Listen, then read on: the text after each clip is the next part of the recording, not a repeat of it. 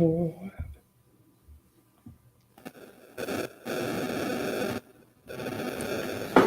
Hey there, everybody. Let me. Hey there, everybody. Welcome to another episode of Lakers Detailed with me, Vinay, and Raj.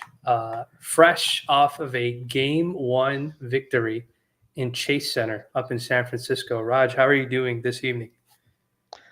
Oh man, days after wins, there's nothing like it. Nothing like days after wins.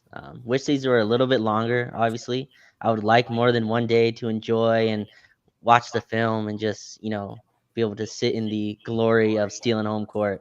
But we're right back at it tomorrow. But I'm doing well, man. How are you? How's your day off from really basketball? There was a Celtics Philly game which was terrible after the second half. So basically, just we got one half of basketball today. Yeah, I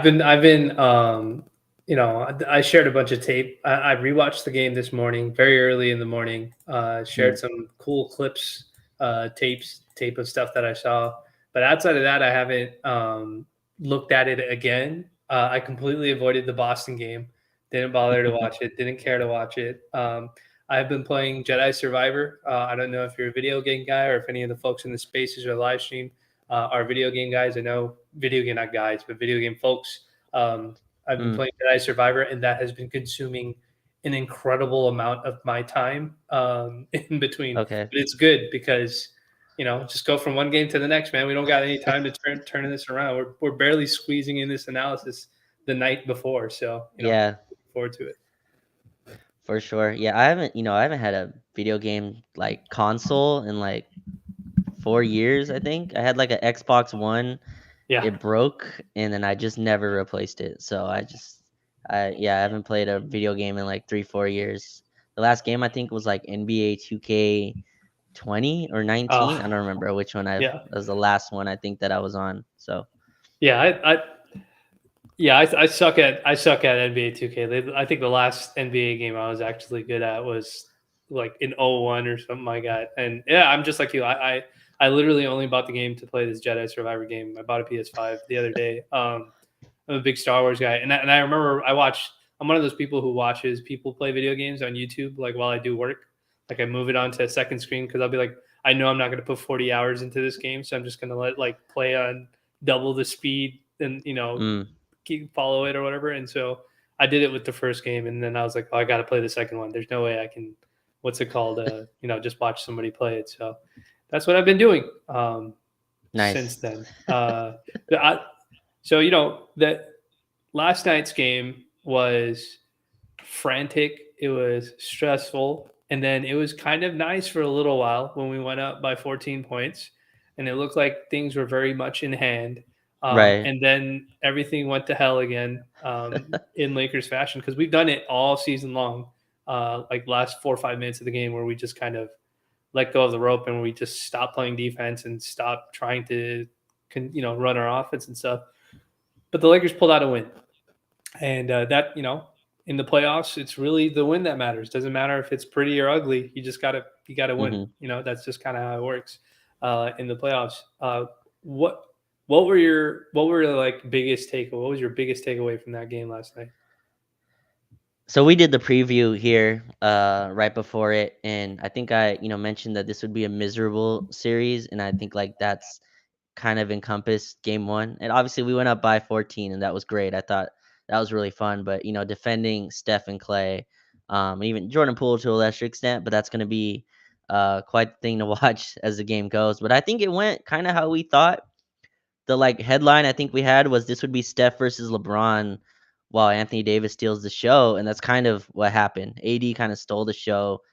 30 and 23 game for him, and I thought his advantages were there that like we kind of predicted. Looney was unable to guard him. He attacked him in space.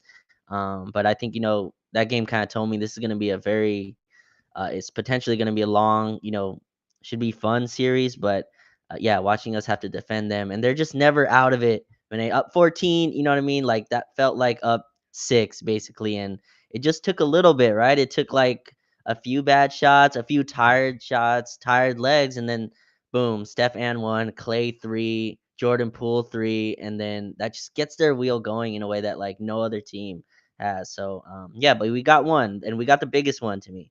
Game one on the road. That was, I saw some people complaining like it should have been easier. This is a Golden State Warrior. They just won the damn title last year. Like it's a tough place to play. They're 33-8 at home. That's the second best home record I believe in the league, behind the Memphis Grizzlies, who we just took care of. So, but those are the overarching thoughts that I had. What'd you think? Yeah, same. I'm in the same boat as you. I think it was it's was one of those games where it's kind of fun to see our predictions kind of come true when it comes to what we think that the Lakers are going to do defensively, offensively. So, pat on the back to myself and you for accurately predicting almost everything that we thought would sort of happen in that game, at least in terms of like coverages, in terms of, I mean, we run down the list. We both said that Vando's going to be the guy that guards Steph. That did end up happening. Yeah, We both said that D'Lo has to be the guy that steps up out, within the starting group. That's exactly what happened. D'Lo had a phenomenal offensive game last night. We talked about not knowing what we were going to get out of LeBron James. We might not get a great offensive game. It's very clear that the foot's bothering him, but if he continues to channel his energy into the defensive end, the good things will happen. And that's exactly what we got last night. Like Braun blocking shots and rebounding the ball and picking his spots. And then what was the other thing? And the most important thing, Anthony Davis was the best player on the floor last night. yeah, Just literally commanding the paint on both ends, blocking shots, deflecting shots. He was also doing this thing, and it's I wanted to tweet about it, but I couldn't find the right words to say it. But there was a point in the game where Anthony Davis was consistently like scaring people from taking shots while yeah. also immediately turning around and getting the defensive rebound before like Kevon Looney could do it. And I wish I had the time to do it, but I wanted to do like a whole supercut of him just doing that over and over and over again because there were some 50-50 balls that could have definitely gone in the direction of the Warriors, whether it was Wiggins or Looney that was grabbing it. But he was so good rebounding in traffic last night that I Hmm. think that's probably something that was very underrated. So it's just a lot of takeaways, but like the main takeaway was what we expected to happen was something that happened. One thing I will say this before I hand it back to you. The one thing I did not expect to happen that did happen is the Lakers stayed pretty disciplined for like 80%, 85% of the game with their shots. They didn't get baited into a shootout with the Warriors, Hmm. other than at the very beginning, and then obviously at the end when they started chucking threes because I think they were tired. And that's really good because that was my concern. Like the Warriors are going to speed us up and they're going to get us to start chucking threes, and we didn't do that. Even when we could have, and props to Ham and props to those guys on the floor for staying disciplined. Right, yeah, for sure. The Warriors kind of bait you into that. They try to make you play their game. And we kind of adjusted to them in the like late fourth quarter. We had the like Vando because our offense started to stagnate, right? They went to a zone, and I thought Ham kind of, I thought he kind of galaxy brain where he took out Vanderbilt for D'Lo. D'Lo obviously hits that big shot to win it. Hits that like pump fake over Andrew Wiggins off the glass. But we took out Vando for D'Lo, and that really didn't help our offense much, and I thought it got the Warriors going. But yeah, other than that, we ran our stuff. But they had 13 threes in the first half. Like, and we had one. Like that's a like margin you usually don't, you don't catch up usually in those type of margins, but we won at the free throw line. We played our game. We kept running, we didn't go away from AD. We kept running those corner pin down actions for him, and we just put the pressure on them in the paint. Didn't we? We were like 1 for 8 from three in the first half. And you're right. We played our game. LeBron still kind of played off ball. D'Lo getting to the basket. Austin Reeves, I thought, hit like huge threes on them, but we played our game, and we didn't fall victim to the Warriors. And you win a game where Jordan Poole has 6 threes, right? Steph and Clay both had their shots going.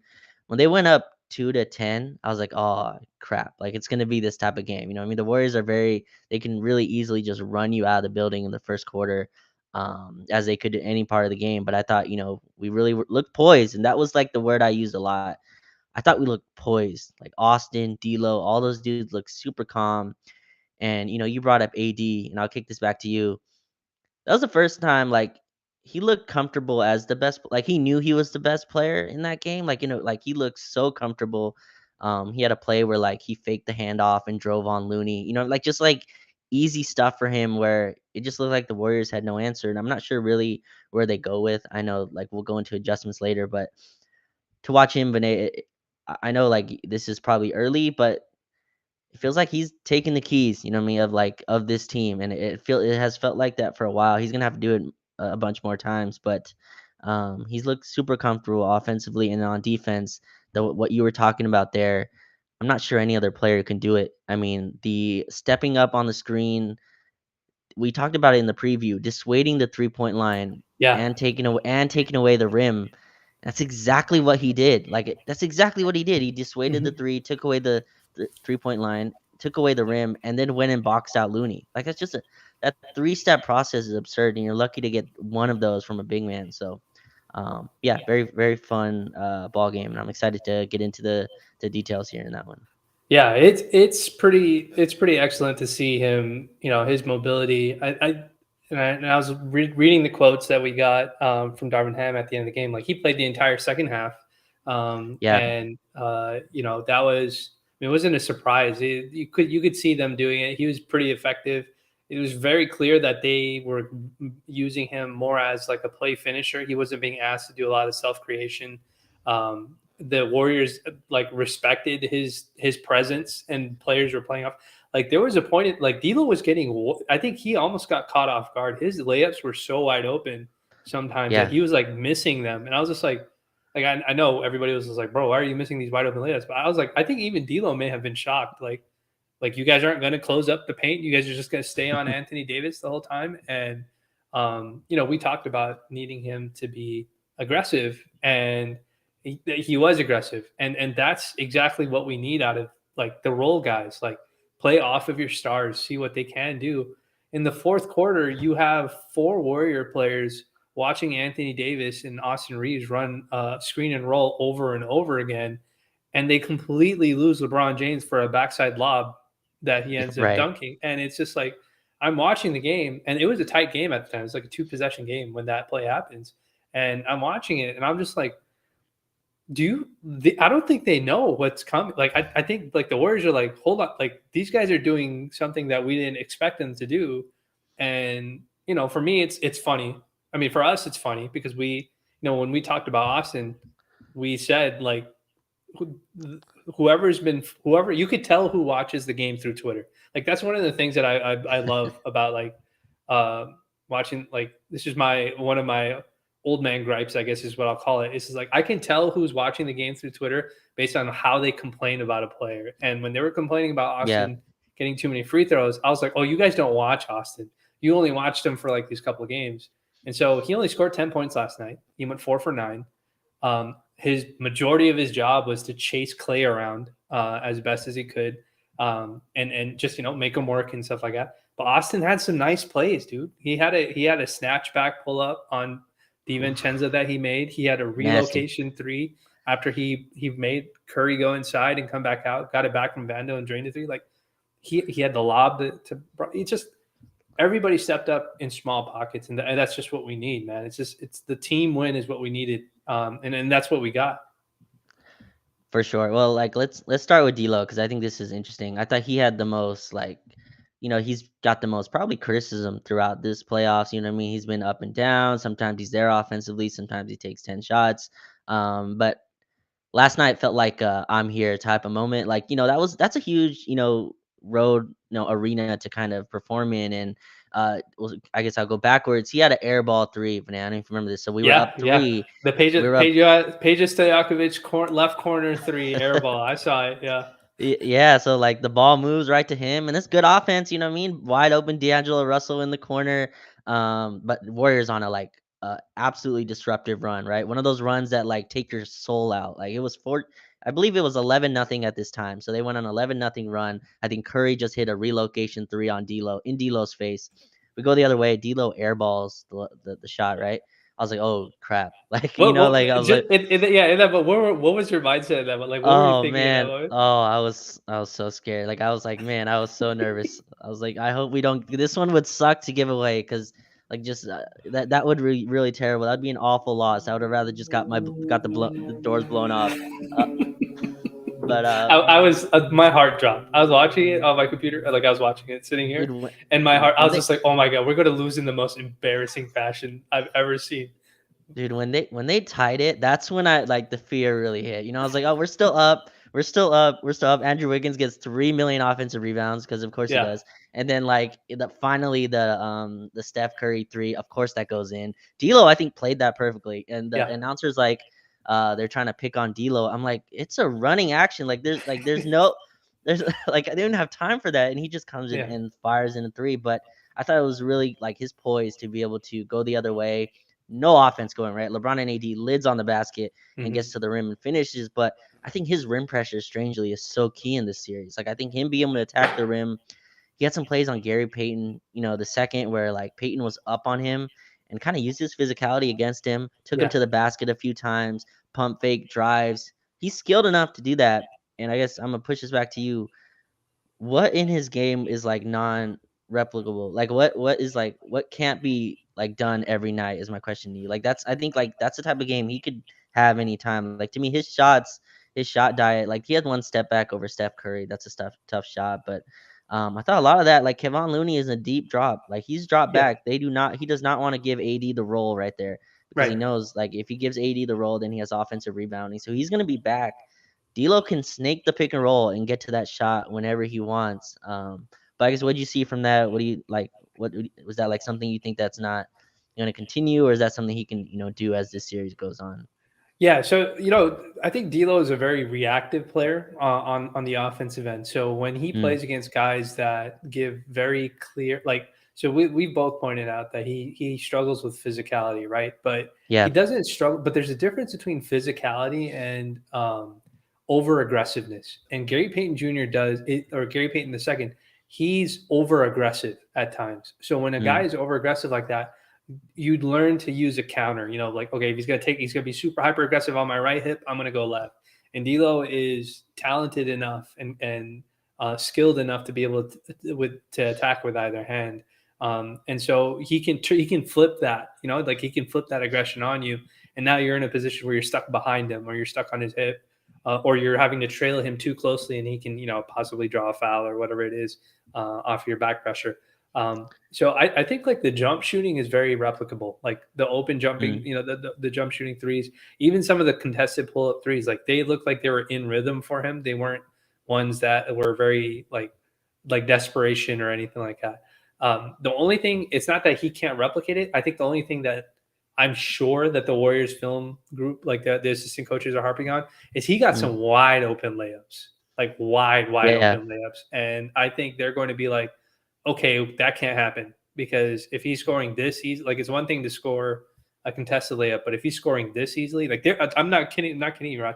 There was a play where like literally nobody stopped him from going to the rim, and there was another one where he actually missed the layup because he put too much jelly on the finger roll, and like I was just like, I don't know what the Warriors are doing, but they're clearly looking at somebody else on the court and letting him take these layups. So I don't know if that'll be replicatable. Like you might Mhm. have a situation where he's using his floater a little bit more, or he settles for that little pull up midi because there's somebody waiting at the rim for him, or maybe it's a drop pass to AD or something like that.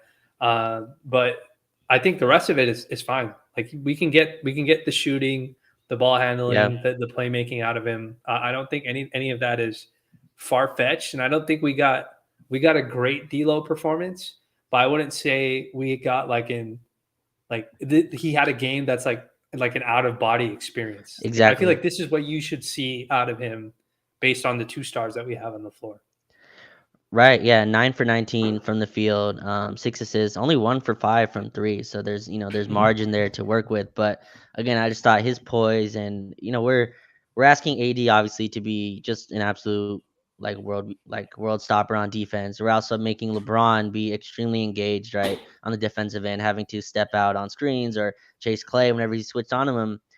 To me, this is a Austin Reeves and D'Lo series in a really Yeah, strange, and Dennis, and who Dennis, yeah, he yeah, who stepped up. picked on He had a phenomenal yeah. game. Yeah, And he picked on Jordan Poole. all night, and that's gonna be a funny one-on-one series. Yeah. I know there's gonna be double text and all kinds of stuff coming for those two as we move. There was something going on. Did Oh, you 100%. saw Poole do like the little antics after he hit the 4 point play off of D'Lo? Oh, Like he was, and I was just like, did they say something to each other? I don't know why Poole's like, I mean, I I don't mean, care, but I was just like, I didn't see any interaction between D'Lo and Poole that would make Poole do something like that. But then again, like Poole does stuff like that, so it's like, it's just yeah, and I'm sure D'Lo's just not quietly running back, right? Like I'm sure like that's right, not yeah, I'm sure for that's sure. not what's happening. I'm sure that's not what's happening either. But yeah, like I expect, Jordan Poole and the guards to get, in some kind of scuffle, not scuffle, but some technical fouls given out. Some Uh chit chat. some chit chat, yeah, some pleasantries being exchanged. But yeah, like I think this is our guards on offense series, and we have two of them, Austin and D'Lo, that should be able to punish their Yeah. coverage. And obviously, we'll get into the rotation adjustment. I Hmm. think the Warriors will get to. Kevon Looney's gonna play in this series. Like he has to. Like they He have has to. no one behind him and Draymond. It's just them two. And Looney cannot sit in like he cannot be up on those screens unless they start switching a little bit more, which I don't expect. The Warriors don't switch much anyway. They can get to that little spot there. And I thought Austin, again, I thought he looked a little bit like unsure in the first quarter. The Warriors crowd and just the jump shooting and the will that they take from you that, like, damn, Clay just hit three threes and my hand was in his face on all of them. You know what I mean? Right, Like, if right, you watch the first three Clay shots, it's like, I'm not sure what Austin's supposed to do there. Like a one right. legged fadeaway two from Clay Thompson and it rolls in. And then you could see Austin's face, like, are you freaking serious? Like, Yeah, I gotta do, and I gotta go chase him around again on the next possession. But I thought, our guards were so good, and they let kind of LeBron be so super engaged on defense and then pick yeah, his spots, Vinay, offensively. So yeah. I think them two just as a guard pairing are going to be so huge in this series and making Steph work, right? Austin putting, Steph in jail, making him defend, D'Lo making Steph defend, Vando when they try to hide on him, attack the offensive glass. I think that's a big Right. part of this series that, Sacramento just wasn't able to capitalize on against them. Yeah, it's there. You have to play the game of attrition, right? Like you can't just have Hmm. like you can't do the thing that the Warriors do with Draymond and Gary Payton and Looney, where they're just like not involved in the offense at all, and they're just playing defense, only playing defense all the time because whoever's guarding them or on the other end, they're just getting rest on those possessions as long as everybody else is doing their job. So Austin being involved, D'Lo being aggressive, Dennis being aggressive, any combination of those three guys being aggressive when they're on the floor is like tremendous. Like that, it's Hmm. any points that we get out of that is super helpful. And it's necessary because you have to play the game of attrition. Like you have to. Steph already runs 6,000 miles a game or something like that, right? Like we need to add more mileage to his legs and make him play some defense. And it can't just be AD and it can't just be LeBron doing that. But you mentioned Dennis. Yeah. Dennis had a really really good game. Mm. I like the focus has been more on him defensively because even in the Memphis series he struggled a lot with Memphis's physicality and the rim protection. But the Warriors' backline is not the same, and when Looney is off the floor, their backline is definitely not the same Hmm. as what Memphis could throw out there with their bodies, with their athletes and stuff like that. And so Dennis did some foul embellishing, which was Oh yeah. that's what he does. But he also had some really nice plays. He had floaters that went down. He had jumpers that went down. He had some play. He had some possessions where he made plays for his teammates, and then he had some plays where he just straight up took the guy and beat him with his speed with his first step to the rim. And he might draw a foul or he might not draw a foul in doing so. And he was quietly, not too many people talking about him, but he was phenomenal. Like Yeah. as our third guard off the bench. You think his game, like we can keep getting that kind of production out of him to some degree, the rest of the series? I don't think you're gonna get the scoring, but so full context, I think he did say like his leg, he was having like a sore Achilles, right, or something like that, and I think he said he's feeling better from that. But I think this is a defensive Dennis series for sure. Like I think Memphis was tough. Number one, I guess he wasn't feeling well, but also number two, I think they just have a lot of trees in the lane, and they do a really good job of being physical and having their hands high. Jaren Jackson Jr. comes over. They're just a tough team to get shots off against. Tonight, Dennis has a mismatch with Poole. At least that's what he believes, and I think that's what the team believes as well. He went right at him. They're gonna make Jordan Poole defend. That's obviously gonna be a key part of this series. And I thought Dennis, was able to do that. Just take isolation. I'm getting to the rim, I'm getting fouls on you, and again, getting to Jordan Poole's head a little bit. The jump shots hit along too. I think he only took like 1 3-pointer, but the defense was just him on. I thought Steph got going a little bit in the fourth quarter, but I mean, you can't have Vando on him for like 35 minutes. So I get that. But he's one of our best chasers. I thought he did a really good job getting skinny, chasing him around him.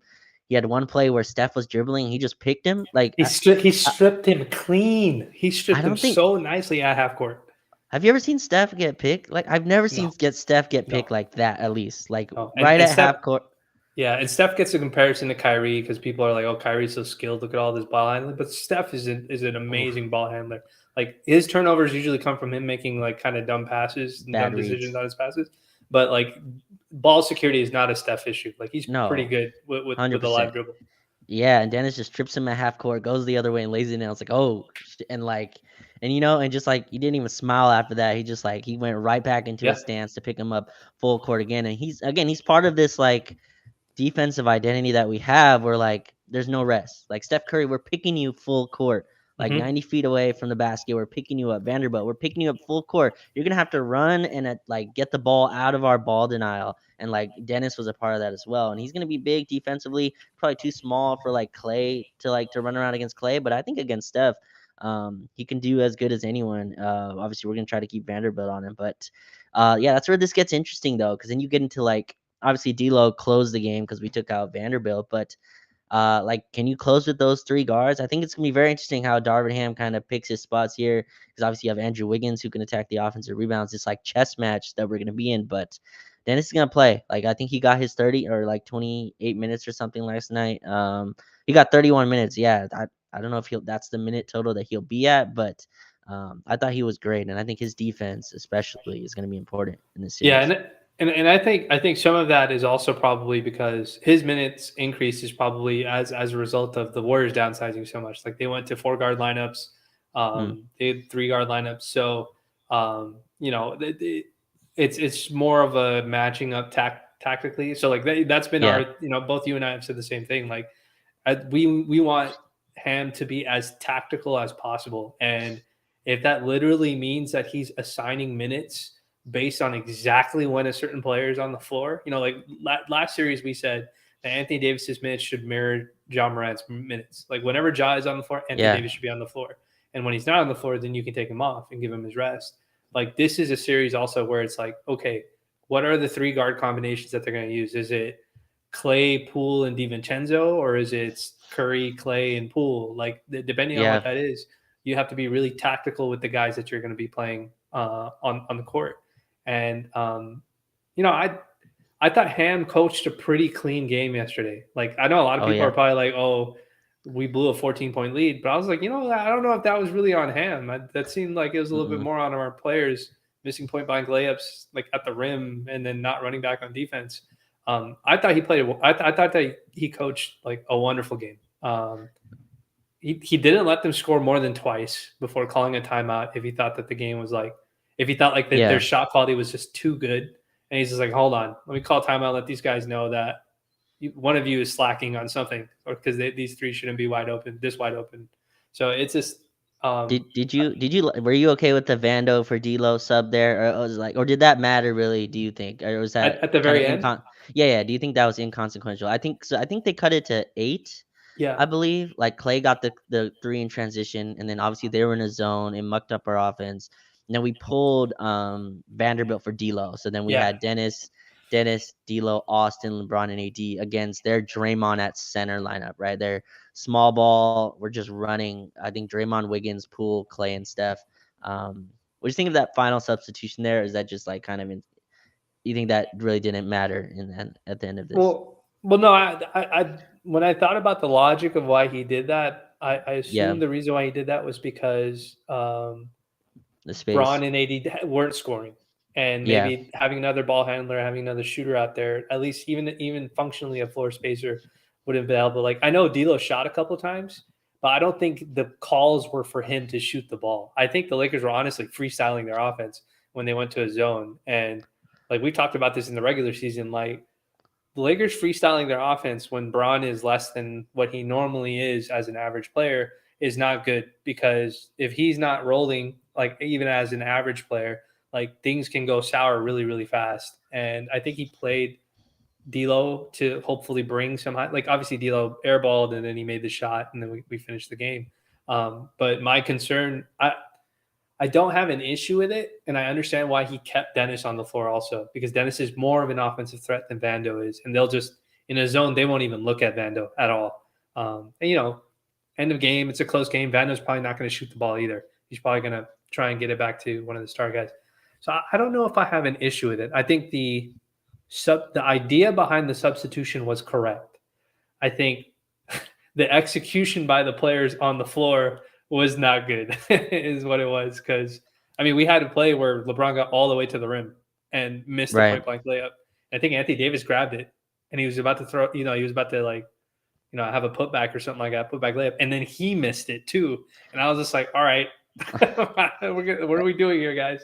That's when I thought we would lose. Like when I saw LeBron and AD both miss like bunnies, I'm like, Yeah. oh, this Warriors black magic just full crap just started, where like they're about to make everything. Steph's about to pull from half court and it's gonna just bank in on some bullshit. And Yeah. like we're missing layups at the rim. That's when I thought it was over. It's interesting though. So that to me Wait, though, but like you I know who can't. came to save us, right? You know who came to save us in those possessions, right? Draymond Who came? Green showing up in the clutch for us and shorting a point blank Oh, floater. thank God. And then he had a play where I think he drove for a layup, and Braun and Mm. AD like they did this like thing where like they like flinched at him like they were gonna like try Yeah. and do something, and he just missed it. Like he smoked that layup so bad, and I was just like, this guy is like he's so far in his head when it comes to playing against LeBron. Like when I saw that, I was just like, half of Warriors Twitter is gonna send him death threats or something, because this dude was smoking layups all game. But Yeah, it worked what's out in our funny? favor. What's funny is like players like Draymond, like I feel like they kind of become with the narrative. Like it's weird. They kind of follow the own narrative of their own Yeah. of like the play.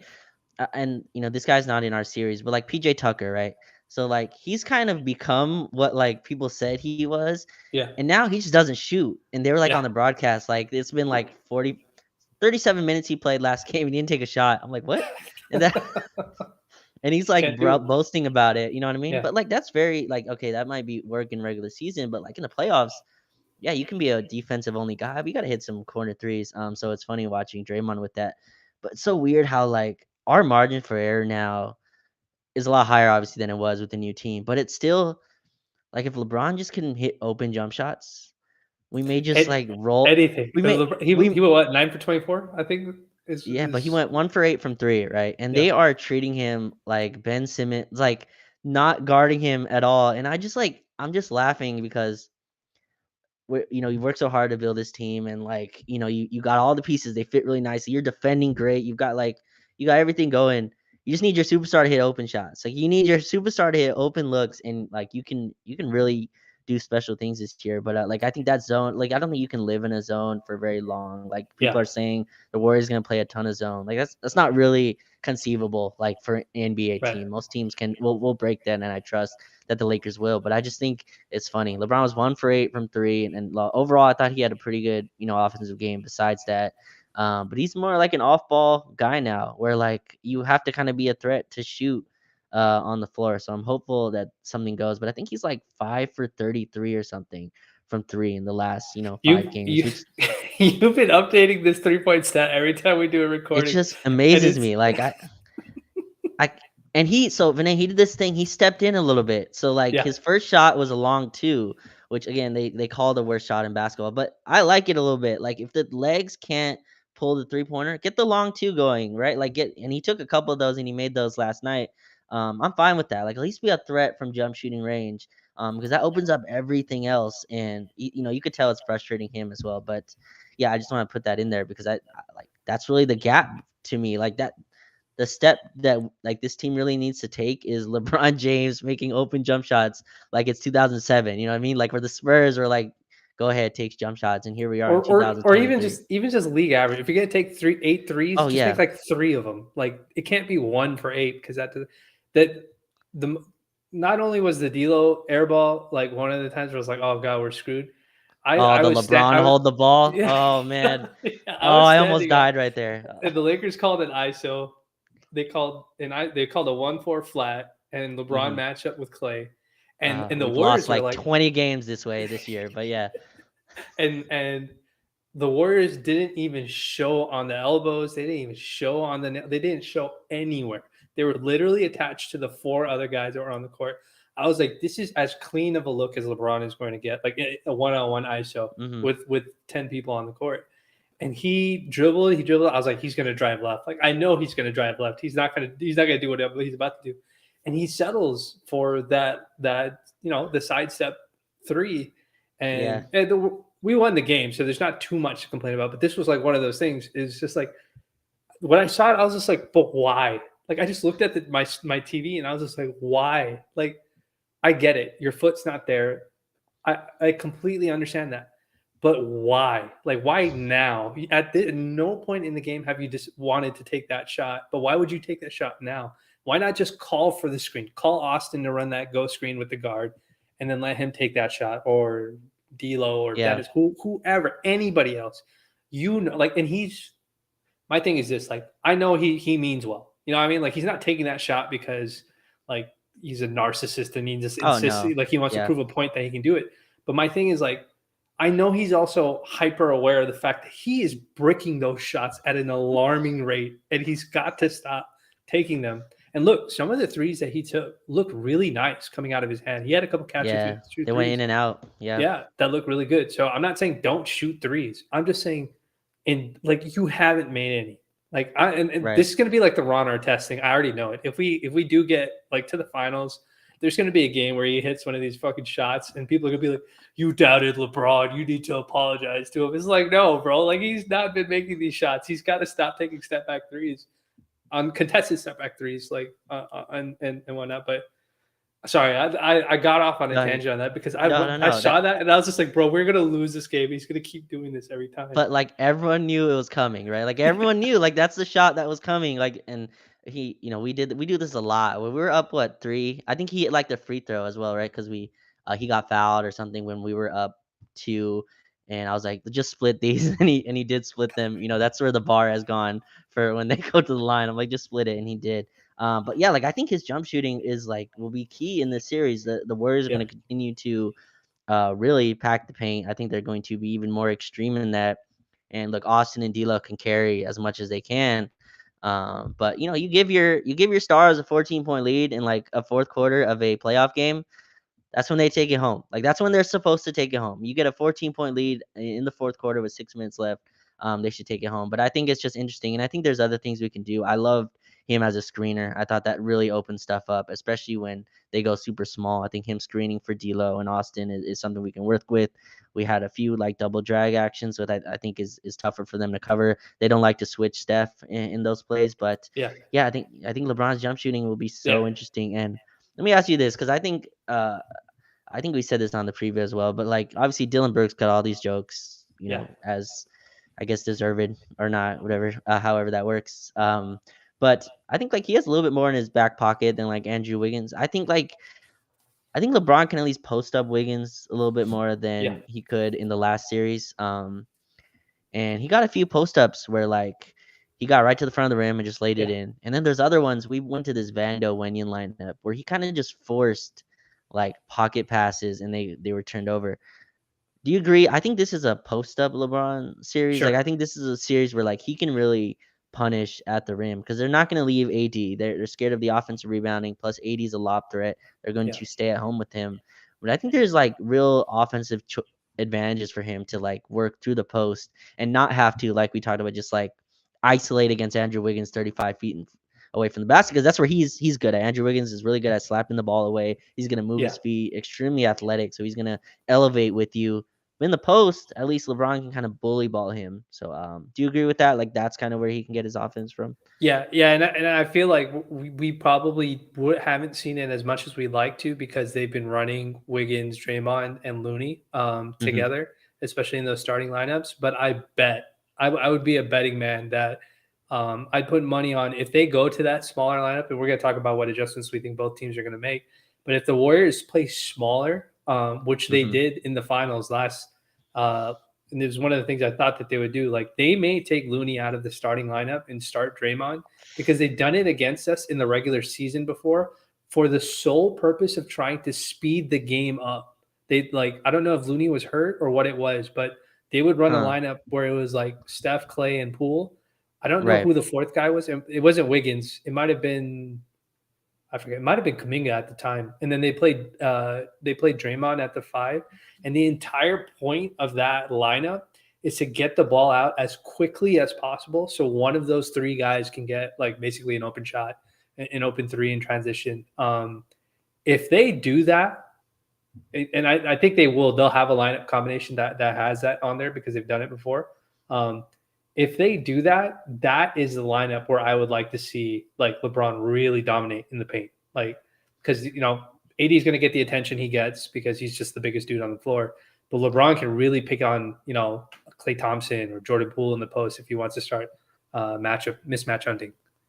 Yeah, it's interesting. When they went small, I didn't realize they went to like a 4 guard lineup with that, right? Because they don't have many, like they don't trust Jonathan Kaminga for some reason. He played great against us in the home game, but he's just in Kerr's Yeah, JaMychal Green doghouse. got minutes against us, surprisingly. Yeah, JaMychal Yeah. Green and hit 2 threes. He hit 2 threes in 5 minutes and was a -5. How do you do that? How does that even? I'm not sure how that even works mathematically. But yeah, like so Advanced then stats, baby. Plus minus. yeah, analytics. But like so he's not playing Kaminga, and they had this lineup. I think it was Draymond at the 5, like DiVincenzo, Moody, Clay, and Poole. I'm like, wow, that is really small. And I think if they go small, like I think that's where we go big. Like like we stay big and we attack them force versus skill. And yeah, I think that's a place LeBron can really get attacking, and that's a lot of work for Draymond to like keep AD off the glass and then also protect the rim against LeBron. And I think that's where we can really get going. So, yeah, I think that's an adjustment that they'll make for sure. They're definitely going to go more small ball, probably more on ball Steph. I know we'll get to that, but I think the Lakers, I don't like game 2 is probably going to be more Golden State heavy. That's just kind of what happens when you win game 1. I'm so fascinated by this series because I think a lot of stuff in a went the Warriors' way. Like they had 21 threes in that game. Obviously, we destroyed the free throw advantage. I don't think it's going to be that big of a disparity in game 2, but I do think that we're going to have an advantage there. We also, I think, shot 24% from 3. So yeah, I'm fascinated how this series moves forward. Yeah, it was. I think I saw that up and down my timeline from Warrior folks, like all these statistical categories that they won as a team, or they had Hmm. huge pluses, and like the only thing the Lakers had was like free throws, and that was the biggest difference. And I think it's a little misleading. I know I'm sure you've seen it, like Laker fans, Warrior fans arguing about like the free throw disparity. It's like, well, you guys shot 53 threes, which is a ton of threes to shoot. Like you're not getting fouled on all those threes, Yeah, especially when they're wide open and you're making all of them. Like it's very hard to shoot free throws when you're making a ton of threes. So it's like, is this bad or is this good? right. That the so we talked offline about what we think the adjustments are going to be. Oh, sorry. Before I get into adjustments, one last guy I wanted to talk about as positive. This is a theme I think it's going to carry on within the series. Vando was Oof. fantastic defensively. Yes. And I want people, and one thing I just want to point out is like screen navigation. When we talk about navigating screens, there's a lot to screen navigation other than just like avoiding the contact or getting Yes. skinny or anticipating and stuff like that. One of those things, like one of the things that's a part of, we talk about like rebounding motor, rim pressure motor. Those are two different things. Like Mm, people who love to attack the rim may not also have the propensity to be active rebounders, especially when they're guards. Like loves to go to the rim. That's his motor. He loves going to the rim. But Dennis isn't some outstanding rebounding guard. You know what I mean? Like that's not his thing, even though he loves to live in the paint. When it comes to screen navigation, motor is an element of screen navigation. And Vando at his size may not be the best at shedding screens, meaning if yeah. Kevon Looney delivers a good angle on a screen, Vando's gonna get buried by it. And You it's know? moving, but yes, Yeah, yes. yeah. He's gonna get buried by. Yeah. You just reminded me, like Draymond trying to tell the when he got Oh the man. technical, him trying to tell the ref. He's just like, oh, like you can see he's motioning, like he's moving. Like I'm sure the ref is just sitting there. He's like, come on, dude. Like you're telling me, like he's like, come on. Yeah. Just props to the ref for not laughing because if I was the ref, I probably would have started laughing if he was trying to explain that to me. But like, there's a level of motor that's also required. Like you got to Mhm. eat. Like if Steph is taking 2 screens to get an open shot, that's the design of the play. If it starts in one corner and ends on another corner, then he might get past one screen really nicely and cleanly and then get hammered on the second one.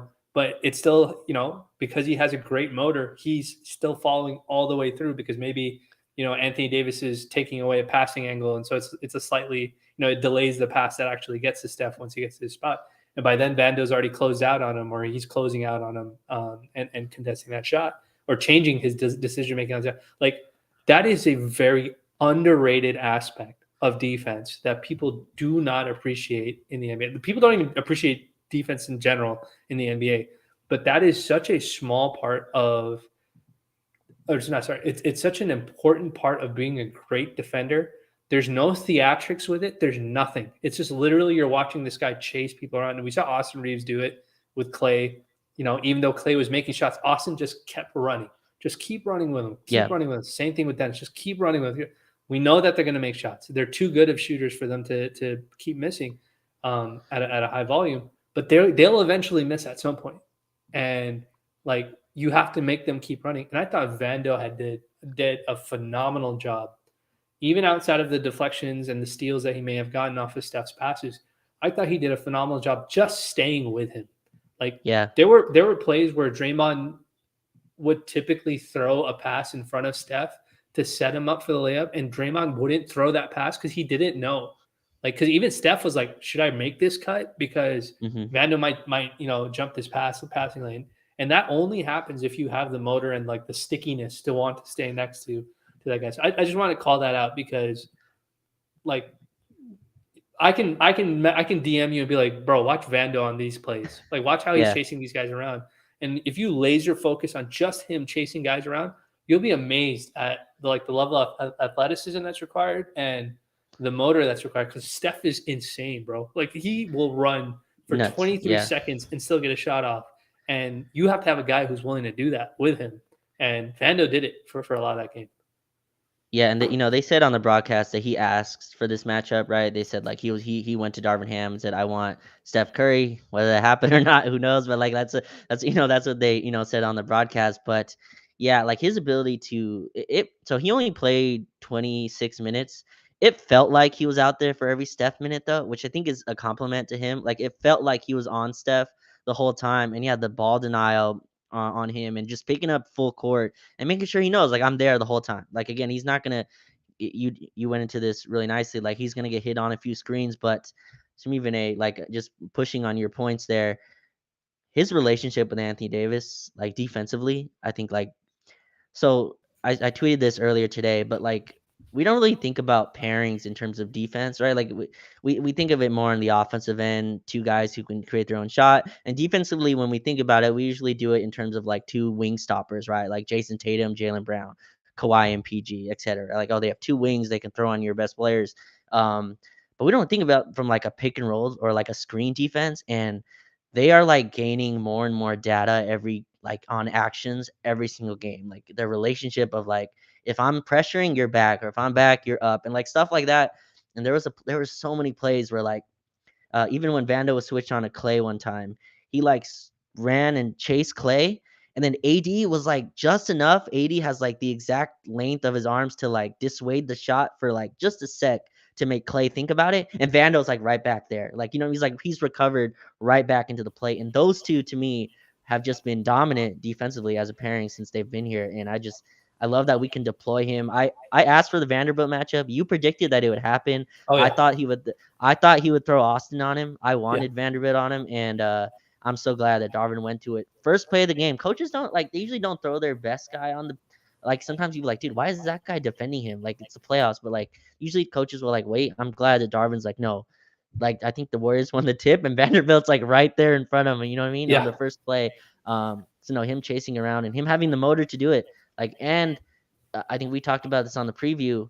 That's his only role. Like he had, yeah, he had a corner three tonight. I see the comments here on the YouTube saying I should stop telling him to stop shooting threes. It's still a bad process to me. I'm sorry. I'm glad he hit one. But like his only role is to chase around Steph Curry or to defend. And yeah, Vando, if you can make some plays in transition, it'd be appreciated. If you can finish a couple of those. But like his only job is that, and there's nothing else for him to focus on. And I think that's such a luxury to have in your starting lineup. And he's just so versatile as a defender. We threw him on John Morant, Luka Doncic, Brandon Ingram, and now the test of all tests to me, Steph Curry. yeah, and he was phenomenal. But the Lakers did have some issues here and there, like when it came Mm-hmm. to their coverages. So it wasn't all, amazing and Yeah. fantastic for all 48 minutes. There were situations, worthy mentions in the YouTube chat, like, Troy kept shooting gaps. He was gambling a little bit on the angles, and some of Yeah. it's also he kind of got phased out of the last game of the Memphis series, and then now he's getting thrust back into a brand new series with Tough spot. a brand new team. So there's a little bit of difficulty with that, and I think he'll get better. Troy has actually been one of our very steady role players throughout the entire regular season too, as well. Troy, I think he hit a big three. I want to say, Yes, huge at one corner point. three. Mm-hmm. A corner three when the game was tight. So that was also, and I think that was one of the threes that helped build the 10-point lead to begin with, Mm-hmm. before in the third quarter. So it's like, obviously these are role players. So it's like, you got to take the good with the bad too, to some degree. But I think they'll improve.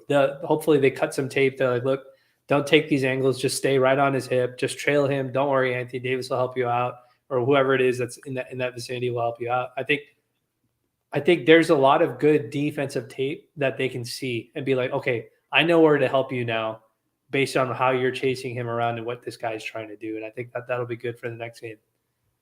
Yeah, so like really quick on Troy, I've seen that as well. He obviously tried to shoot some gaps, but obviously Troy being a role player, not just that, he plays super hard to me. And also the Warriors are so unique, Vinay, which is why I'm like winning game one to me was so huge. They're a team you have to adjust to playing to, especially when you just played Memphis, right? Like I know Troy didn't play the latter half of that series, but just in general, they're a team.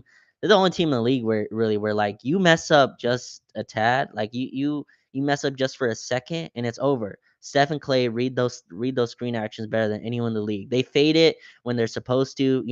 They curl it when they're supposed to. Like they know exactly how to come off to be open. And I thought Troy messed up a few times, but I thought he played super hard. I thought he chased Clay as much as you could. Again, he cheated some of the times trying to shoot the gap, but that's really hard instinctually to like be like, oh, I have this steal right here. And then when you don't get it, obviously Clay curls for an open shot. But I just want to throw that in there because I think you're right. I think whereas our team, you kind of get used to playing a little bit later. Like as the series goes on, their motion offense becomes less and less like destructive to you. You're able to stay with their shooters a little Yeah. bit more. And I thought even like later in that game, they kind of scrapped the motion stuff. They're like, here, Steph, like you just have the ball. So I think that's a precursor to what the series will be. But yeah, I just want to throw that in there with Troy. He's got to be better, of course. He's got to chase correctly. He shot the gaps way too much, but I also think that's an adjustment for a guy like him to make.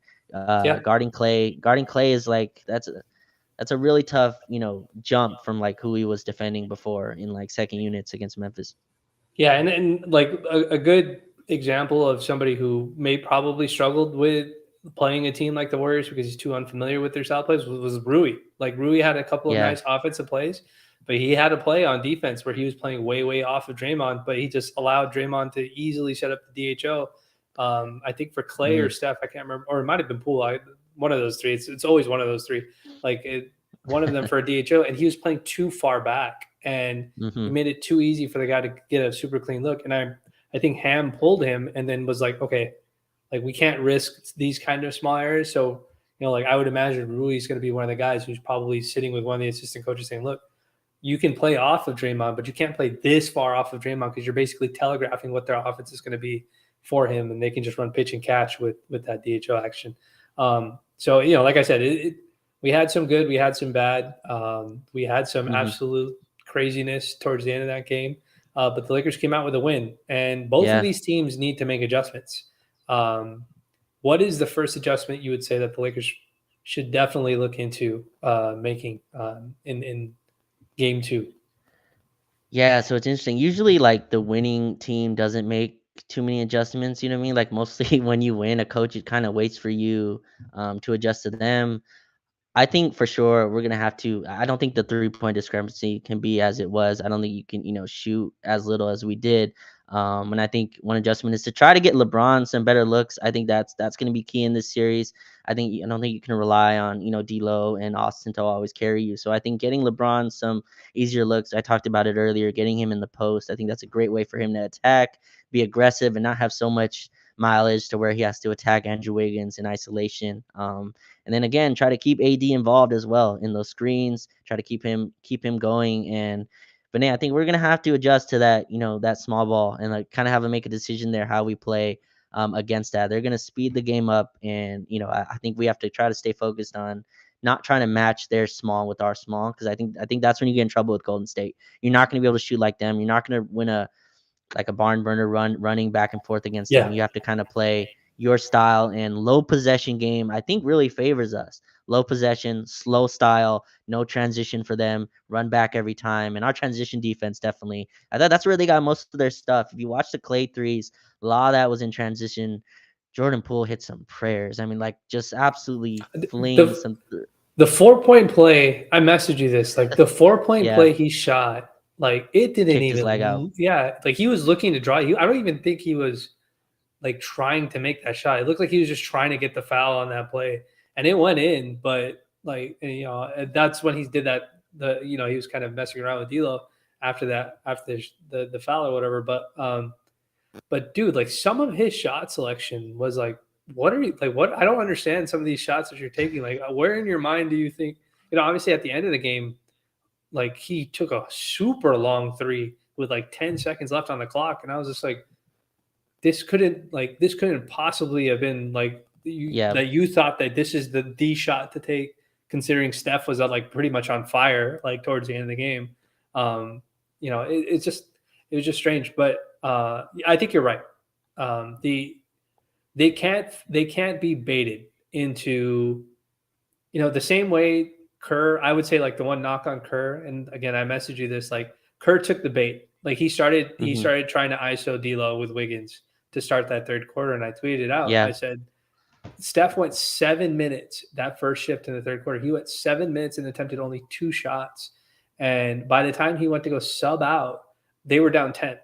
They lost yeah, those minutes that by that much, and I was just like, that by itself probably cost you the game, because I don't know if it was a play call and they were like, okay, run this, Wiggins start targeting D'Lo or whatever it was. But I mean, you just basically wasted the time of the best player on your team on the floor, and you gave it to Wiggins instead. When those shots would probably be going to Wiggins, like when Steph is off the floor, and yeah. you want to run some actions for Wiggins, and so like that was them taking our bait. Play Hmm, us, play the Lakers ISO basketball, because we have guys that we trust in isolation exactly. and backside protection, and go away from your motion offense, because that's hell to guard to begin with. So that worked out for the Lakers in the third quarter, but we can't fall into their trap. They run a zone, Right. we can't start chucking threes. And I think you're right. Like we can't just downsize for the sake of downsizing. It has to be tactical, like downsizing. Like if we're downsizing to guard Steph and Poole, because they're the ones who are doing all the DHO stuff, then you downsize for those two guys. But don't also downsize just to guard Clay, when Clay's just going to be standing around the entire time, Yeah. waiting for maybe a three to come up because he's not going to get his number called. So I think there's a part of it where you're right. Like the trade off is not worth it. Just be really smart with what the assignments are supposed to be. Right, and so also obviously AD can't play 44 minutes a game like that. I don't think that's gonna happen throughout the series. But I like the Wenyan. So we actually won the non-AD minutes. Strangely, so the one game we actually win the non-AD minutes. We don't go back to it. We just play AD the whole fourth quarter. But I want to ask you this: so that second unit, we went no Malik Beasley into the rotation, which I think both of us were Yeah. were Well, I mean, we, you know we said one of Troy or Malik was going to get cut right. out of the rotation, because It, Wenyon made more sense to play, mhm. just for the defensive purpose. Yeah, so our second unit, we went to this Rui, LeBron, Wenyan, and like, Hmm. oh, sorry, Rui. It's not. I don't know if it's Rui, but it was Vando, LeBron, Wenyan. I think Rui Hmm. got a really short shift, but I like that. Like lean defense in the non-AD minutes, and you're really just trying to survive those. And we played really well. Wenyan got some putbacks, or got some baskets. I think at the rim, LeBron was trying to like find them on the roll, but I thought we really defended well. But is that like I guess your route to getting AD less minutes? Is just Wenyan playing in that spot, I guess, even in this series, and where we're kind of predicting them to go small a little bit. But would you move to that Rui LeBron, front court, or do you like the like LeBron with Wenyan out there, with Rui or Vando, Yeah, to like spell AD?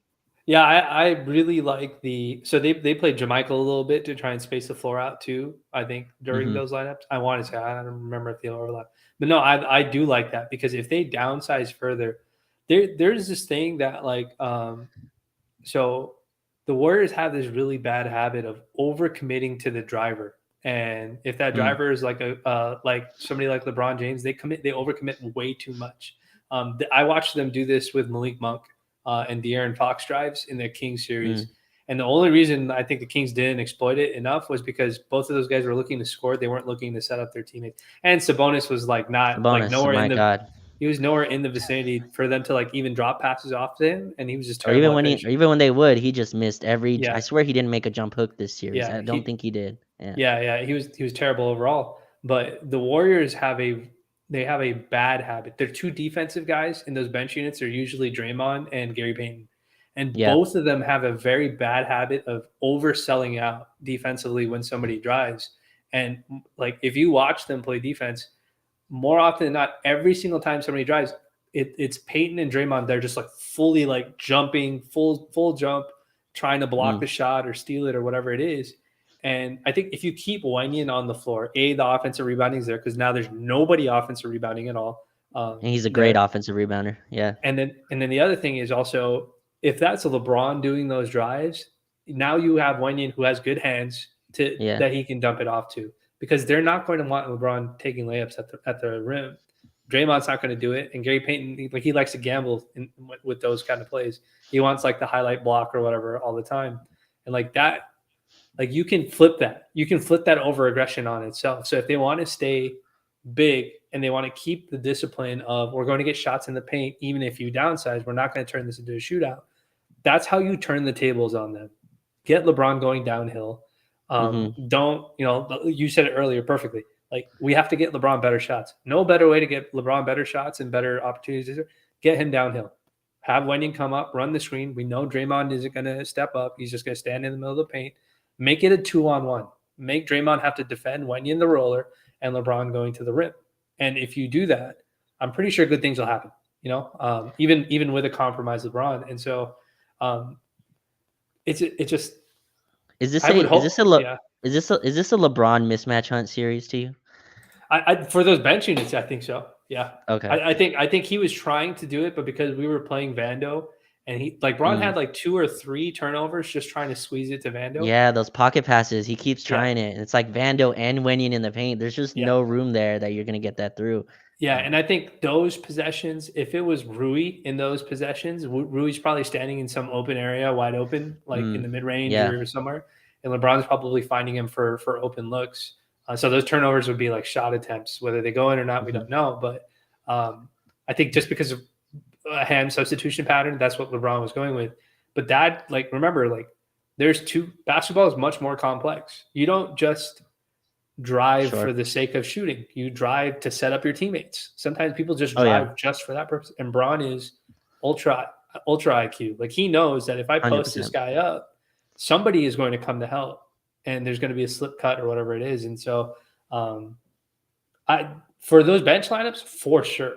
Like he should Mhm. absolutely match up unless somebody's rolling. You know what I mean? Like if Dennis is rolling, let Dennis do it. You know what I mean? Like or if it's Rui or if it's somebody else, let them keep rolling.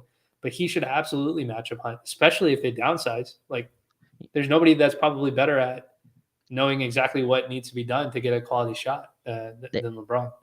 they really don't have a choice but to down like, they're not even playing their size players other than really JaMychal Green, who played backup center a little bit for them as well. It was really just to pull AD out, right? And Jermichael Green again, like I said earlier, hit 2 threes, was 2 for 4, was somehow a -5 in a short stint.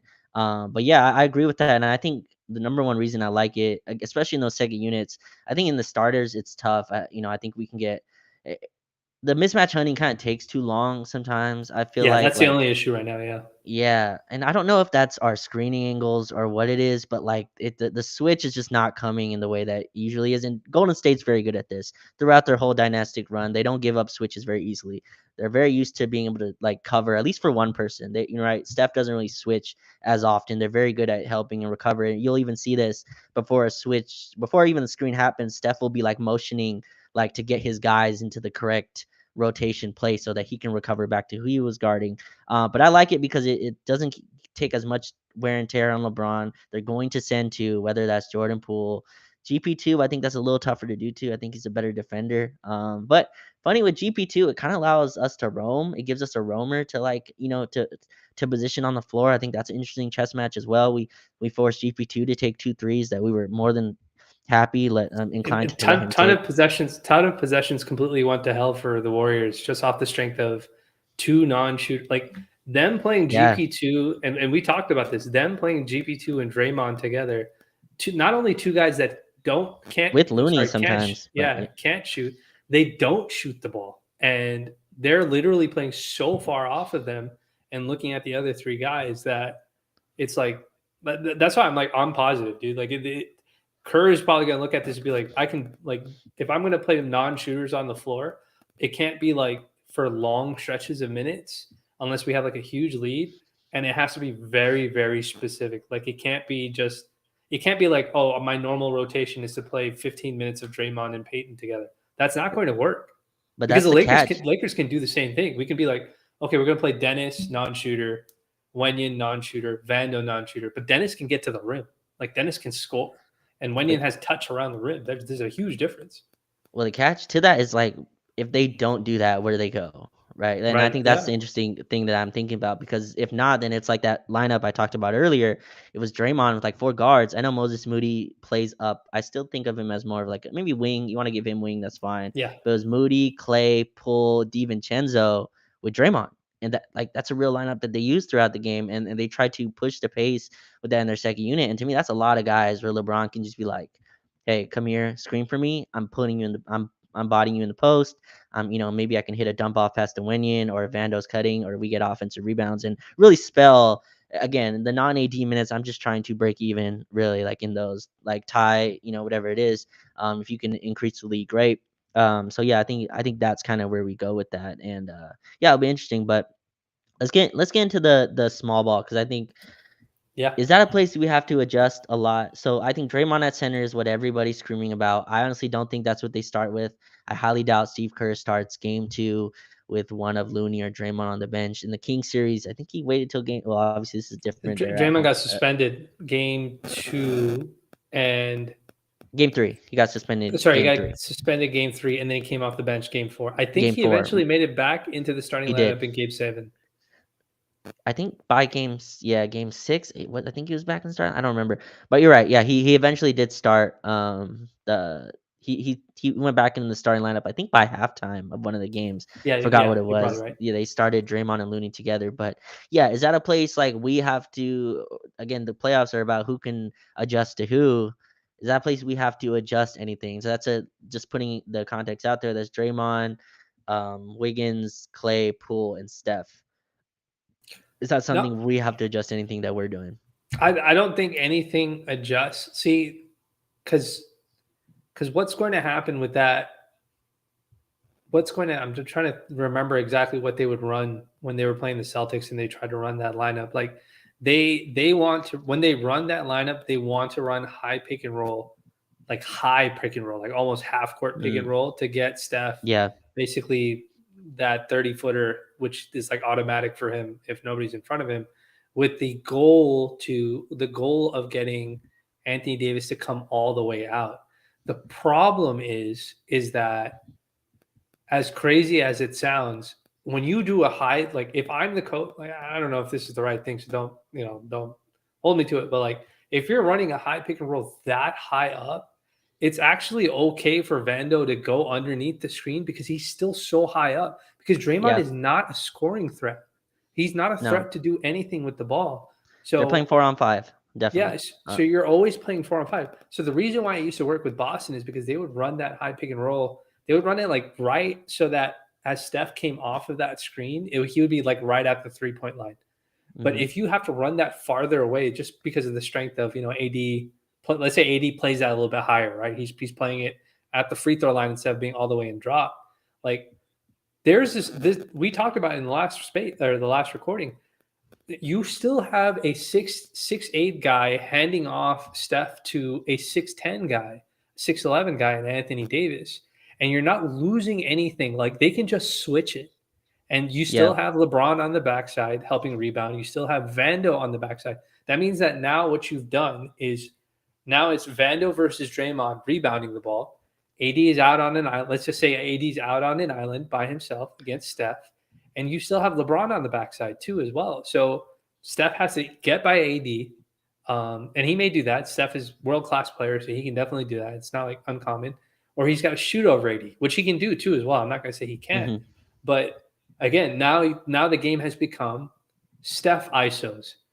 Clay's not touching the ball. Jordan's not touching the ball. Draymond's not doing any short action.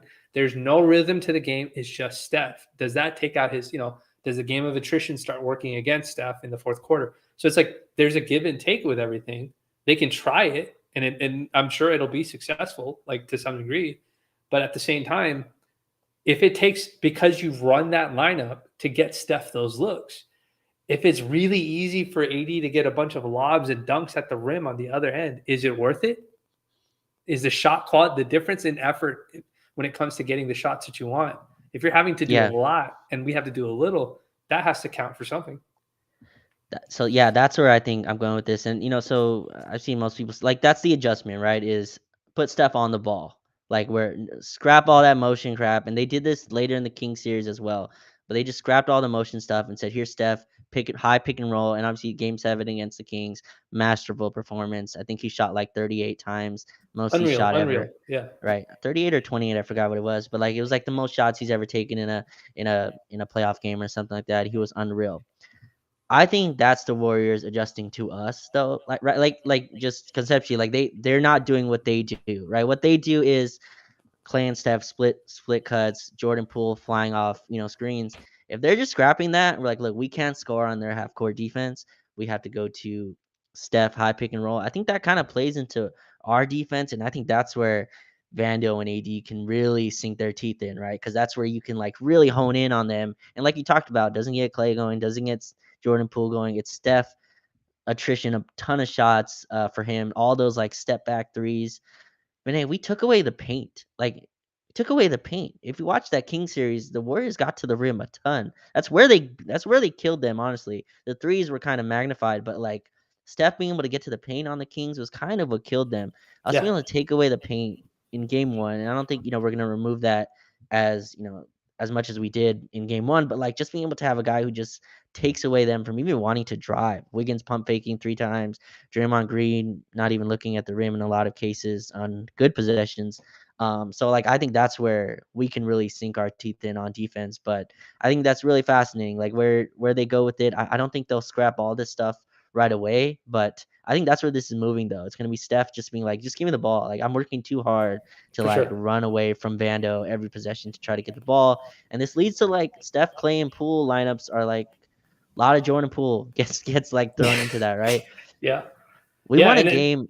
Well, really quickly. so I was going to say, like the one adjustment, the other adjustment that Yeah, they can make is they just put LeBron on Draymond, and they have AD yeah, still like, so now AD is still waiting in the paint. So now Vando is handing Steph off to LeBron on a switch. Now if Steph wants to, so now he's got to either score over LeBron, or if he yeah, drives, AD is waiting there. And behaviorally, if I'm an assistant coach, if I'm a defensive assistant coach, you could pretty much earmark that if Steph doesn't take the shot over AD, that pass is going to that corner wherever Andrew Wiggins is standing, right? Which means exactly. that I can have a preset rotation defensively, and I can tell Vando, the moment that this ball is gone and Steph start driving the lane, we're going to have Austin or whoever it is run to the corner to cover for that pass that's going to be to Wiggins, and you just go pick up whoever's standing on the wing, because we did that against the Houston Rockets, and James Harden and D'Antoni had no clue how to beat a like a pre-rotation Hmm. to that double team that they were seeing. No reason we can't do that with this team. I don't know if it'll work, but Yeah. there's options that are there. It's not like, oh, on ball stuff. Now the Lakers are screwed. They can't do anything to stop it. Like, that's not how basketball works.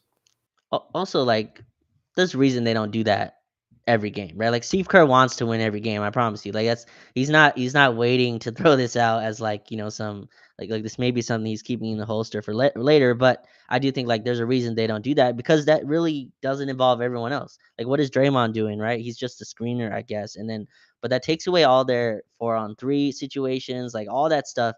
And they didn't get that much of that in game one. Against the Kings, they got a ton of 4-on-3 where the short roll because the Kings just sold out. They kind of gave up after a little while and just like we're trapping the ball screen. We didn't do that, which is really I'm glad we never fell for the no matter how many contested threes went down, we never fell for the all right, full out blitz because that's what the Warriors want. When you blitz Steph, now you're in their wheelhouse. Now the pocket pass or throw over the top to Looney or Draymond and it's a lob for Looney or a kick out for Clay in the corner, but we never did that. We kept the integrity of our defense. We're like, look, if you're gonna get contested threes over Anthony Davis's long arms reaching out, well, we'll kind of take what that gives you. But yeah, that's why it's so interesting to me, like where they go in game two. I think they're going to play more. I think LeBron was kind of okay with kind of giving Andrew Wiggins like a little opening, right? As well. Wiggins has not shot well, I think, in the playoffs. He's now he's 2 for his last 13 from 3. So he's really struggled from downtown. So I think that's a guy that they'll kind of, if you're going to pick out of that lineup, obviously Draymond's not going to shoot. So it'd be, Steph, Poole, or, Clay. I think Wiggins is the guy you kind of have to live with him taking semi-contested threes. But yeah, I'm interested where the answers come from here because I think, we found a lot of stuff and there's still a lot of margin where we can kind of work with. We didn't play a perfect game one. There's a lot of stuff to still, a lot of meat on the bone still to work with. Yeah, I think for sure you're going to see much more on ball Steph for sure. Yeah. But again, like the on ball Steph stuff is like he's a prolific scorer, so he's going to score. Even if he's not on ball, he's going to score. It doesn't matter. But the problem is that if they're continuing to play multiple non-shooters on the floor, it plays right into the Lakers' hands because the Lakers don't want to, like, you're just allowing the Lakers to now play their non-shooters too as well. And that ends up being Vando, that ends up being Dennis, that ends up being Wenyan. And I mean, technically LeBron too, because LeBron's not making jump shots either, but like it plays into their hands. So it's not just on ball Steph. It's who's the guy that's screening for Steph and setting him up for these plays. Is it Draymond? Because if it's not Yeah. Draymond and it's Looney, that's another guy that can't shoot, can't space, can't shoot the ball. So it's like, one of the things that the Kings did that helped them win game 6 against the Warriors defense is they played Trey Lyles at the 5 and they spaced it Mm-hmm. out. They just went straight 5 out. Malik and De'Aaron are going to get straight line drives to the rim, or somebody's going to be open for a 3, and they win that game 6. Malik goes bananas and he's making a bunch of shots. But then what ends up happening is like the Warriors counter that by going even smaller, right? And then they Yeah. just put Steph on ball, and now nobody can like.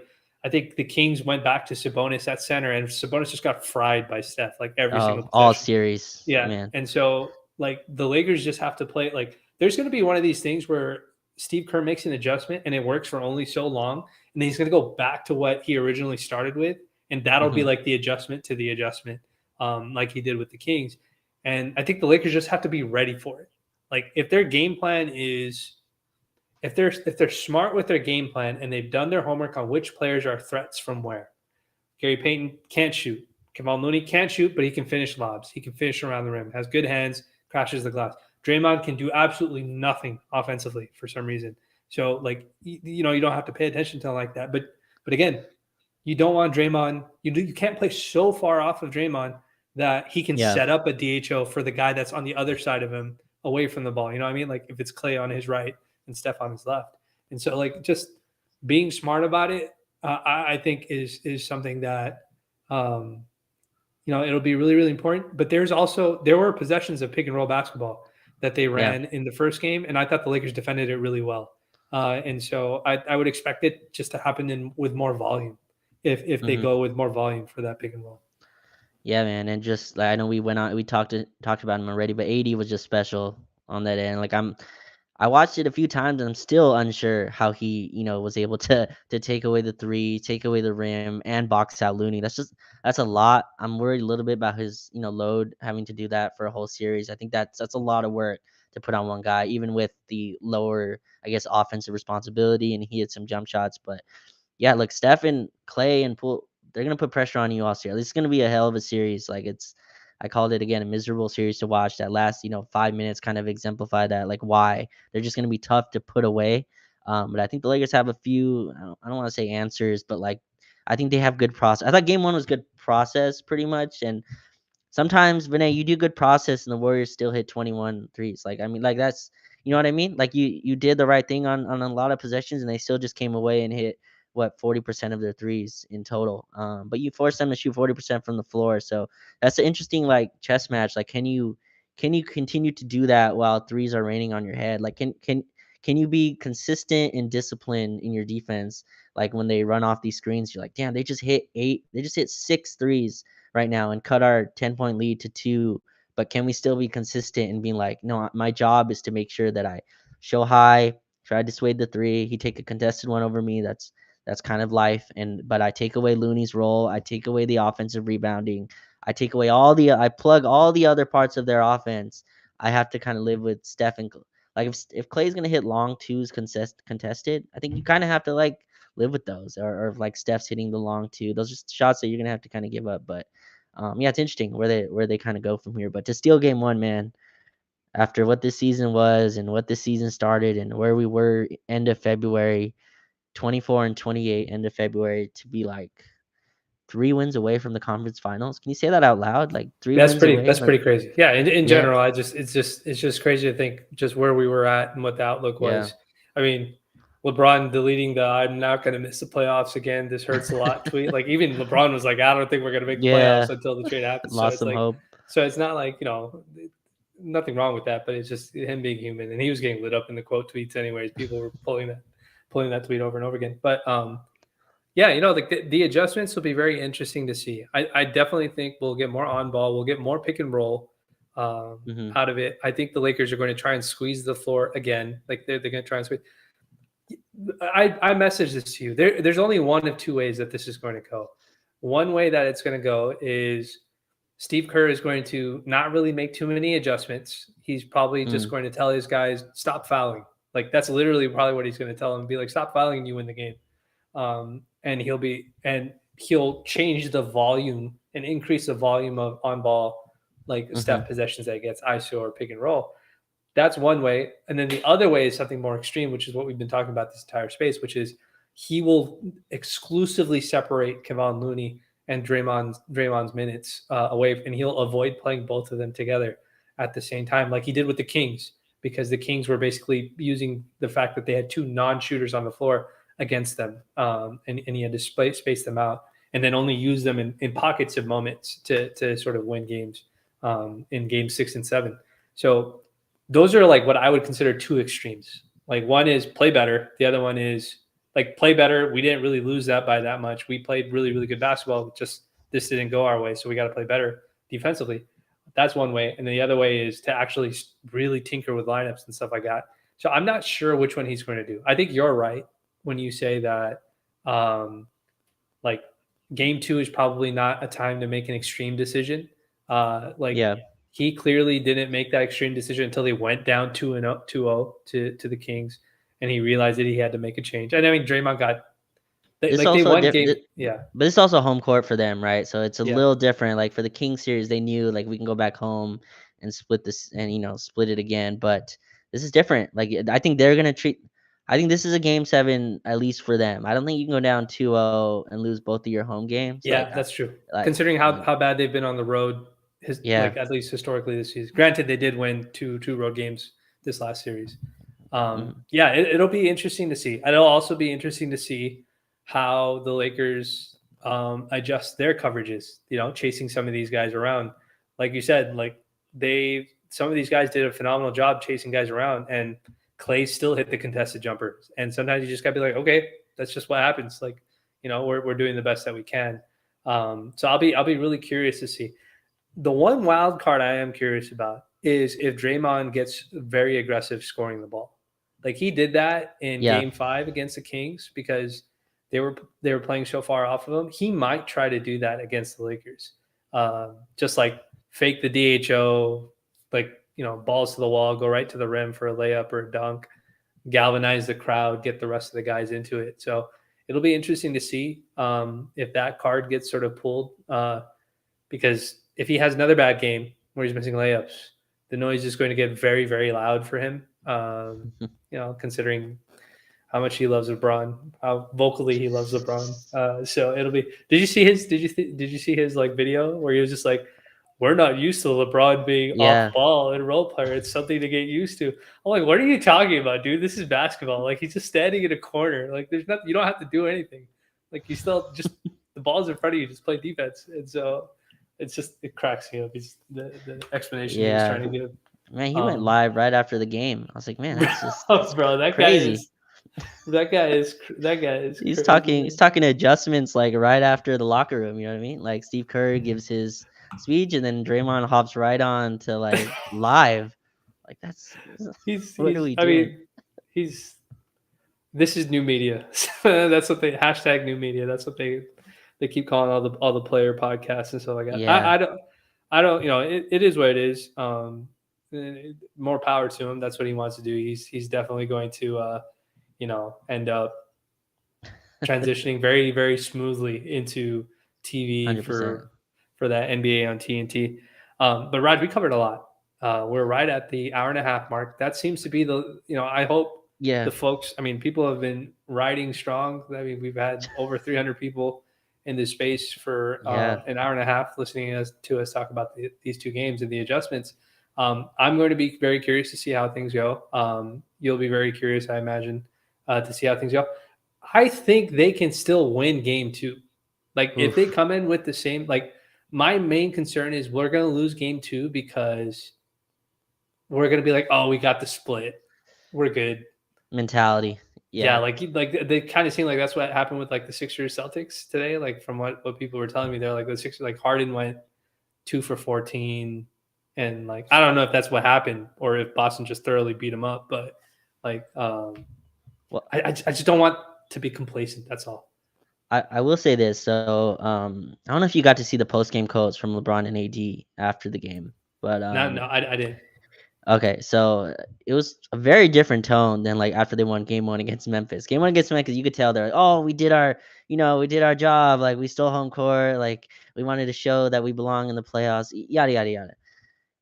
You couldn't tell they won the game, Vinay, from like the post game comments. You know what I mean? LeBron was like, man, like they got us, like they pushed the pace, like I was telling the guys you got to keep running, like you got to keep running, like and then AD was also like, yeah, like they're not gonna stop, like they're gonna continue to come at us, like, and it felt at least different. Look, they could still come out tomorrow and lay an absolute egg because Golden State can bait you into that. They can they can really dissuade you from, they can kill your will very quickly, especially when if you're already tinkering, you're dead against the Warriors to me. Like it just in terms of like if you're not with the right mindset that you're there 100%, they will kill you. But the post game comments to me, at least, it felt a little bit different. It felt like a team that understood like one game is nothing on this team. They can easily come in your building and win, and I think they can. I think the Warriors. I'm not buying that road regular season record very much, but yeah. So on the YouTube chat, AD said we didn't do nothing. Yeah, that was kind of the that's how it felt, at least in the post game comments, and that at least that was the face of LeBron and AD in those comments. And maybe if they're hiding it well, they did it fantastic, because I kind of believed it. It felt different than the Memphis one. Look, Memphis, very good team, 2 seed. They're very excited. They run around. They're a very exciting young team. I don't think LeBron sees them as he sees the Warriors. Like I just don't. Yeah. I don't think he sees them close to that. And maybe he should have. They're the 2 seed. They deserved a certain level of respect. Maybe Dylan Brooks didn't, but like they as a team deserved a certain level of respect for getting the 2 seed. I don't think he sees the Warriors as some 6 seed plug. He does not see. He looks at them like the defending champs. Like these guys just won a championship. Yeah. Exactly. He does not look down on them even in one iota, in my opinion. Anthony Davis, I'm sure the same way. I talked about earlier. No, once on the broadcast was it mentioned like, hey, AD played against the Warriors twice. No one cares at all. They just bring up the Steph LeBron, which is fine. But yeah, so I'm sure AD knows as well. He's a team that can fire away on you. So that gives me some hope. I still think the Warriors probably pull that because that's just how the world kind of works in terms of the NBA. It's very hard to go into another team's building and win two like that. That's extremely difficult to do, especially a team as good and as battle tested as the Warriors. But that gives me some hope. The post game comments, I would recommend anyone who's listening here to go check that out. Mike Trudell talked with both LeBron and AD, I believe, and they give some really great insight into how they feel. And I think this team, Vinay, has legit advantages that the Warriors can't fix in one day. Like I think this team really does have the size and just the ability to overpower you physically against a team that plays very small and plays a lot less shooters than you would think for a Warriors team. So Yeah, it's gonna and be we said interesting. and we said this in the last in the first space, like this, or when we did the series preview, like this is not just a series of who can make the most shots. This is very much a series of like you have to be able to outlast the other team. Like it has to be rebounding. You have to have motor.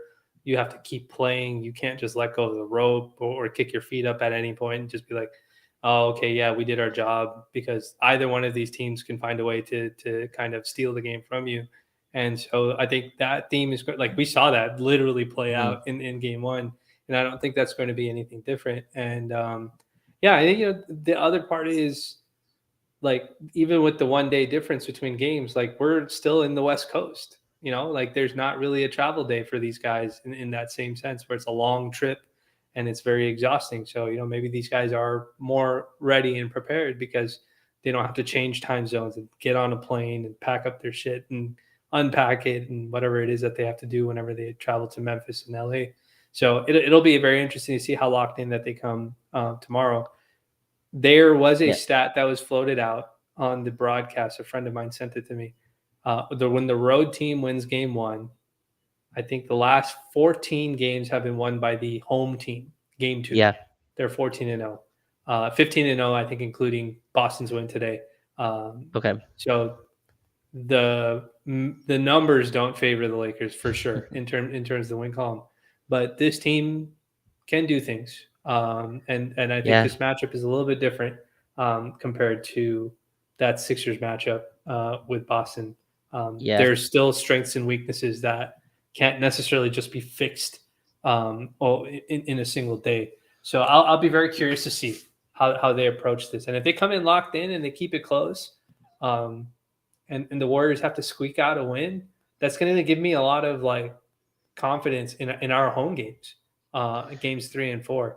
But yeah. if we go in and we just kind of, like you said, lay an egg because we're happy that we just got a split, then we'll be like, oh, I don't know, man. Maybe we shouldn't give them momentum going into game 3 and 4 because there's not really that many days in between games. So, Right. mentality will be a big part of it too, for sure. Right, you don't want to give this team anything, and final thing for me is it's really interesting. So this series obviously is every day from now on, and people bring up the Warriors playing Game 7 and then having to jump on, but actually, since Game 5 and they've been playing every other day. So you know what I mean. So I don't know if how much that factors in, but I think that is they get no rest. There's not like a game one game. There's no rest. It's every other day for them, and it is for us as well. We just played AD and LeBron 40 plus minutes. They talked about the fatigue at the end. You could tell by the shot selection. But game 5 was on April 26th. They played every other day since then. So and they're gonna continue to. So that'd be what if this series goes 6 games? It's like 9 games where like every other day you're playing. That's a lot for a team that had a title defense last year. I know Andrew Wiggins missed a lot of time this year, but their other guys are playing a ton of minutes. I'm sure Steph's minutes are going to hit the 40s in game two, unless this is a blowout. But they played Steph 37 minutes. They were kind of managing him to try to get him through this series. But now you can't do that. You're down 0-1, already gave up home court. This is your game 7 basically, and I think they're going to treat it as such, and that means high minute totals for those guys. So that's something to keep in track of too. And again, they're not the only ones. We also are a part of that, attrition and having to keep our guys fresh and all that stuff. But I think that's an interesting way to look at this as well. From a they've been playing that since game 5. We got at least a 4-day rest for us because we finished our series in 6. It doubled kind of our rest advantage. So That's nothing to keep track. But this should be a really fun series to watch. Yeah, I don't have anything more to say than that. We're just going to find out tomorrow what both Yeah, these teams are made of after a really great win for the Lakers on the road. So as always, Raj, this was wonderful. We'd like to thank the folks in the spaces, the folks on the live stream for joining us. Me and Raj do this for fun, man. We talk about this stuff all the time. We just decided to start doing it in a public forum so you guys can hear it. And we appreciate the support, the messages, the likes, the yeah, shares, the retweets, whatever. We appreciate it all. And if nothing else, we appreciate people giving us, an hour and a half of their day, whether you listen to this hmm live or you end up listening to this on the pod. Listen to us talk about Lakers basketball. So we'll see. We'll figure out what the next recording is going to be when we schedule that one out. But Lakers take game 1, and we're on to game 2.